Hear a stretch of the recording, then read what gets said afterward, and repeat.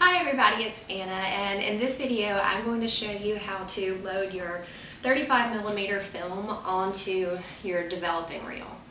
So for this you're going to need just a couple of basic tools that you'll have around your house. You need a pair of scissors, and then you also need just a standard run-of-the-mill can opener, nothing fancy. You also have to keep in mind that when you do take your film out of the canister to put it on the reel, you need to be in a completely light-tight room. Any light coming in whatsoever can destroy your film. I would also recommend, before you try this on a roll of film that you've exposed, to try it on a spare roll in the daylight so you can see what you're doing and be familiar with the process. It's really easy, but it can be a little tricky. So let's go ahead and get started. Alright, when you're set up in your light-tight room, you may want to have all of your equipment in the order that you're going to work in to minimize confusion and banging around in the dark. So we're just going to start with our film and our can opener, and we're going to use the can opener to pop off this flat end of the canister. So you want to gently do this. And sometimes it can be a little bit tricky, but just keep working with it. So you'll see that pops off. And then you just want to press that end that sticks up through, and your film will slide out. Now, you want to be extremely careful not to get any fingerprints on the film, but you can put your fingerprints probably on the first 2 or 3 inches, because that's what you wound into your camera when you loaded your film, so it's not going to have any shots on it. Now, what you want to do is this tab right here, you want to very carefully cut it off with your scissors. Like so.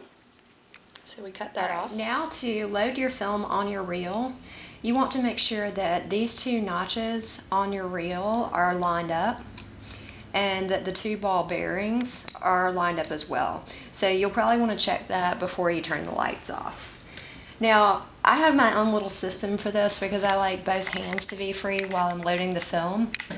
I actually hold the reel between my knees and then thread the film underneath the 2 notches. You want to make sure they go underneath until they meet the ball bearings. Then you can hold your thumbs along the sprockets to guide the film onto the reel.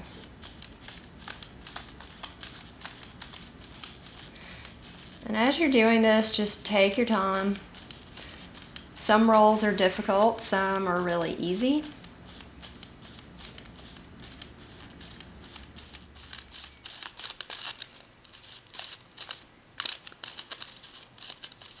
Alright, and then when you get to the end of your film, you're going to want to take your scissors again and just snip that very last part off. And then wind just the last inch or 2. Now that you have your film on your reel, it should look about like this.